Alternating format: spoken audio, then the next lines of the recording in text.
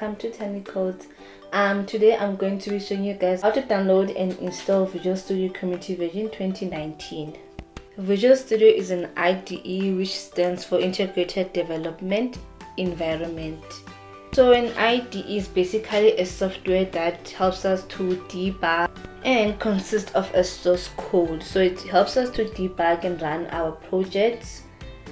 So yeah, let's get right into it. But before guys I show you how to do that, please subscribe to my channel, like this video, share this video and comment on the comment section. And yeah, let's get right into it. I'm going to open our web browser and then you're gonna type in Visual Studio on the search bar and enter. And then you're gonna look for a website which says visualstudio.microsoft.com. This one is just the first link, and then you're gonna click over there. And then as you can see guys, you're on the page right now. So we have Visual Studio for Windows and also Visual Studio for Mac OS. So if you're using Mac OS, you're gonna click on the Visual Studio for Mac. And if you're using Visual Studio Windows, you're gonna click over here. So as I said before guys, we'll be downloading the community version because it's the free one. It's like, who doesn't like free things? So you're going to be downloading the free version of it. So there's a drop bar menu here that gives you the options. So we have enterprise, professional and community. So we'll be downloading community. I'm gonna click on the little download button. And then it says here, thanks for downloading Visual Studio. So here is the file. So immediately when you click on the download button, you're gonna see a file downloading over here. So it seems like my file is done. So after the file is done downloading, so I'm going to click on our installer, then click there, and then we're gonna minimize this part over here. So normally it's going to ask you for permission. You're gonna press yes. So here is the installer. We're gonna click continue, and then it's going to download. I think mine's. So guys, once the installer is done downloading, you're gonna see this on your screen. So here is where you download your tools, your workplace tools. So I've already downloaded the one that I use. This is a C++ course.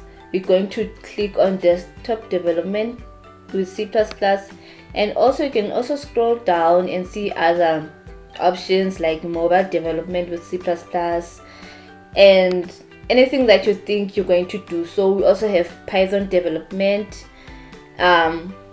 So for now you can just click on desktop development with C++, and then you can click the install button. So once you click install, you're gonna see this window over here. It's going to start downloading. This might take a while guys, so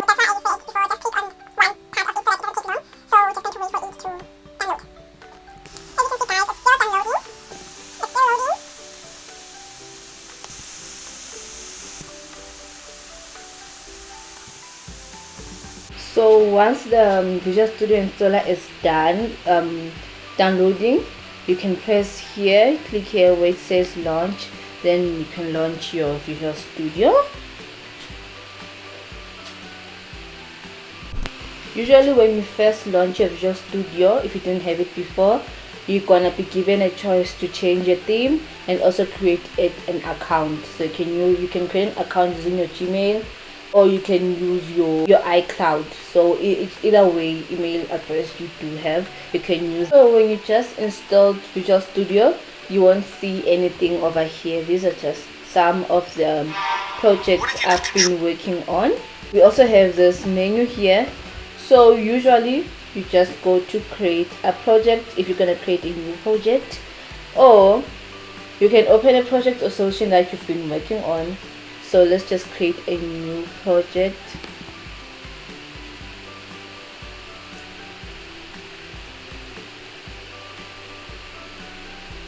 and then there's a new window here. It says create a project, and then you're gonna choose your console application.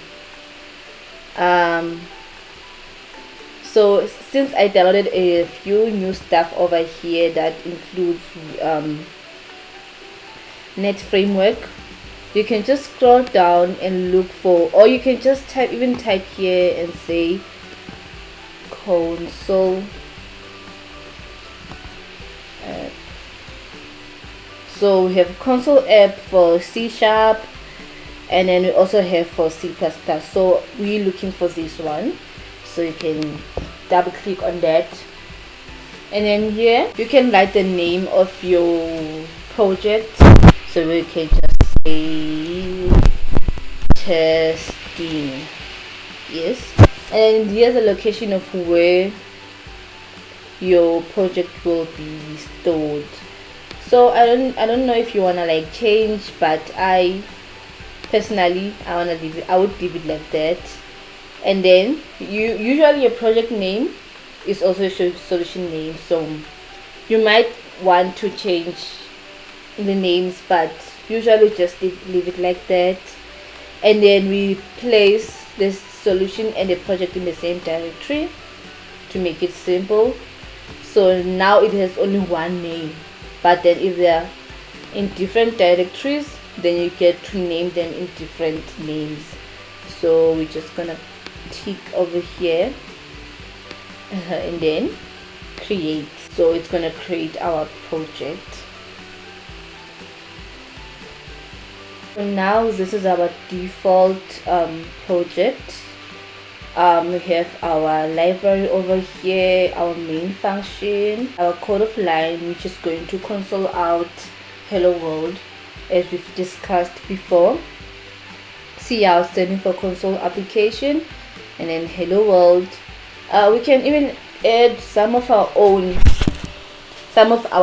lines, a few lines of code, just to demonstrate.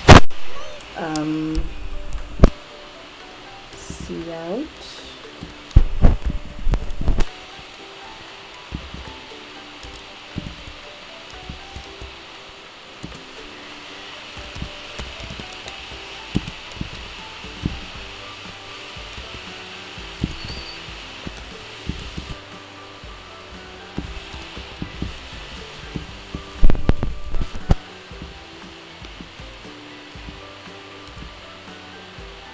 So guys, when you write your line of code, do not forget to put this semicolon, because if you do not, it's going to give you a runtime error.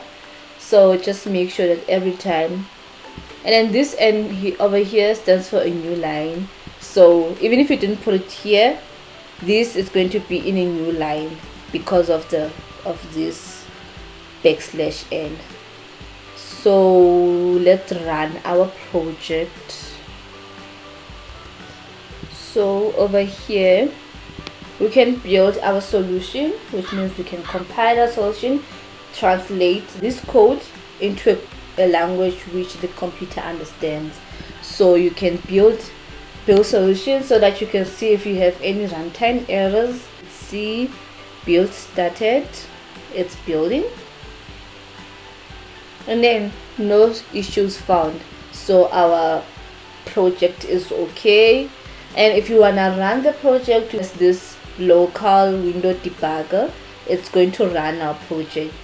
So you press over here, then this console is going to come out.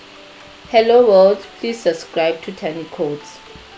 So expect this all the time when you run. So that's our project, our hello world, please subscribe to Tanie Codes.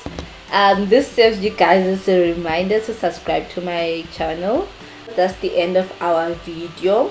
In my next video, I'll be showing you guys how to download and install CodeBlocks, which is another IDE for C++ and C, and it's going to be an IDE that we're going to be using. So we might be alternating between Visual Studio and also CodeBlocks, so that we are familiar with different IDEs, even though the layouts are usually the same and they do the same thing. But it's nice to know different IDEs, so that even if you encounter problems with your with another IDE, you know that you do have another IDE to use. So click on the notification bell so that you can be notified when I release that video. Don't forget to subscribe to my channel, like this video, comment on the comment section if you maybe encountered problems that I did not encounter, and we might be able to help you. And also share this video to anyone who you think might be interested in learning C++.